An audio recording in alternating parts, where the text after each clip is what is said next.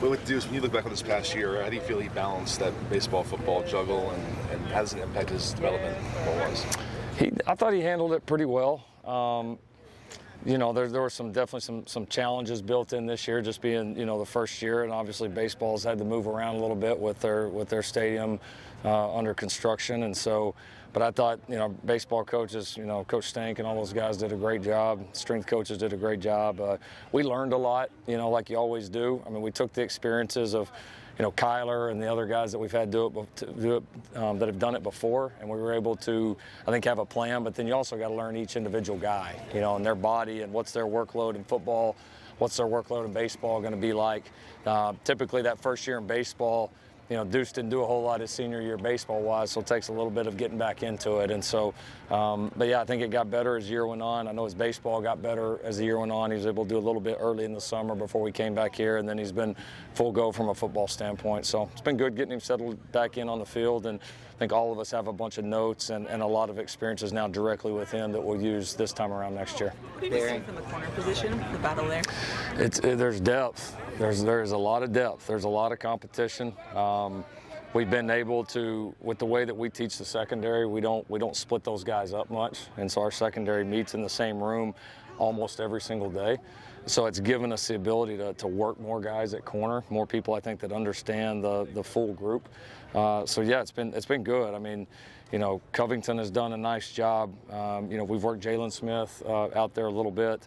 Obviously, DeCarlos has done a good job. John Humphrey's back going full go now. He was limited in the beginning of camp. He's been able to participate on most of it, but he's now to the point where he's full go, so it's good to have him back. Prophet's done a nice job. I've been really impressed with the two freshmen. I know we talked about Marcellus some in spring, and he's done a good job as well. And Braylon Conley's really caught some eyes out here the first couple of weeks. He's not hesitant. Has stepped in there and competed, and so yeah, there's some depth, and that's what we wanted. A lot of competition. I could see it honestly going a lot of different ways right now, but in a good thing. We've been pleased with the position. How's Braylon Shelby doing? Any update on him? Yeah, he's good. He's progressing. He's been able to do some limited work with us. He's not full yet, but should be very soon. Lincoln, with Brendan and Taj going to the NFL, how do you feel your young receivers, Makai, Jacoby, have really stepped up this year? I know you still have some veterans in the room, but for them and potentially getting more responsibilities and opportunities heading into this season.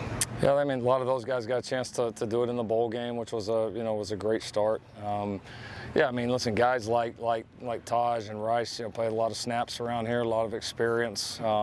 You've been in the fight with those guys a lot. A lot of these guys are going to get their chances, and the consistency that those guys provided, especially Taj, is always, you can't ever take that for granted. Learn that, going through the years, man. It's just the steadiness of who's going to be there every day. I mean, this group we have is capable of a lot, but you got to go do it, and it's not just one play or one night. It's week in and week out. It's practice in and practice out. It's the making the tough plays, battling through the injuries, staying available. Both Rice and Taj did a great job of that throughout their careers. I mean, they were available all the time. I mean, they just did not miss anything, and that'll be important for this group to have the same durability and consistency, because talent-wise, we're excited about where we're at in that room. Who stood out to you in the scrimmages so far? The scrimmage, if you have one. The scrimmage, the defense. I mean, the defense. I mean, defense dominated the scrimmage. Offense got a couple of scores late, but it was the first. If it was a game, the first three and a half quarters were dominated defensively. Played really good red zone defense. Put the offense in a bunch of third and longs, and so I thought we collectively played well there. Didn't give up many explosive plays. Played pretty penalty free. We were excited about the way that we tackled for it being. We've done some live sessions, but the first full live scrimmage, we were excited about the way that we tackled. So a lot of bright spots there. Coach, coming out of spring, you were looking to add some help on the defensive line on the interior. Yeah. After the first 10 days, where's your concern now? Do you still have one?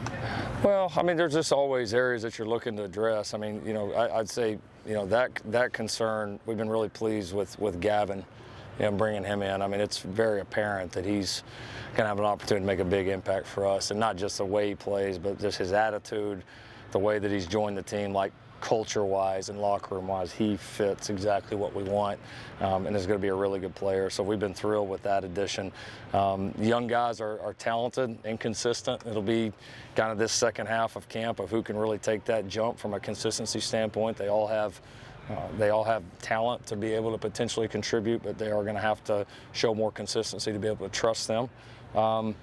Yeah, I mean, there's still definitely some position battles going on the O-line. You know, as that plays out, we've had a couple of guys banged up through camp, nothing serious, but we've it's kind of there's always positives and negatives. There hasn't been as much continuity. There's a few guys that we wanted to see a little bit more, but we have had to move a lot of guys around, which has been a positive because you build like what's going to happen in the season at some point, and you build that experience. So for the ones that have been healthy, it's been a great thing.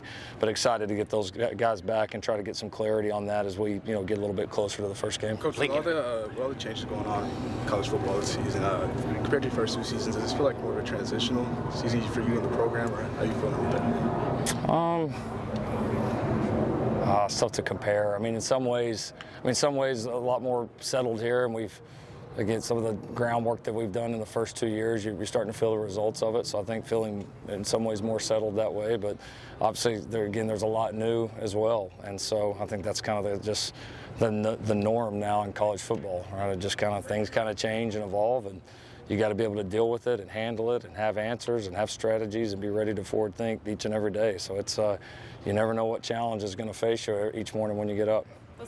Lincoln Bear and Coach Henny talked about Bear's consistency in his motor and that being better in this season. How have you seen him kind of respond to that challenge, and how important is it that he does sort of live up to that motor, that consistency for this defensive line to improve?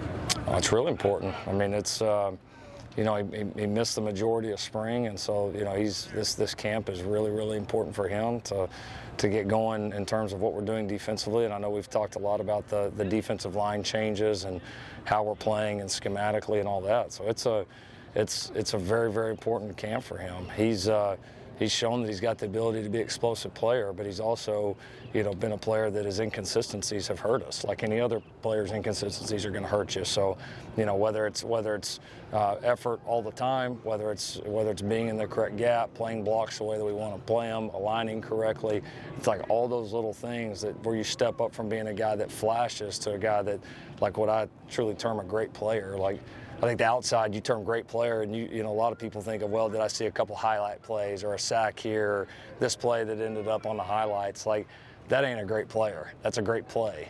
A great player is somebody that does just routine things over and over and over. Their bad plays are not very bad, and then they're capable of having a really good play here and there. And that's, we need him to take more steps in that direction. I think he's got great intent to do it, and but this like I said, this stretch for him is going to be very important.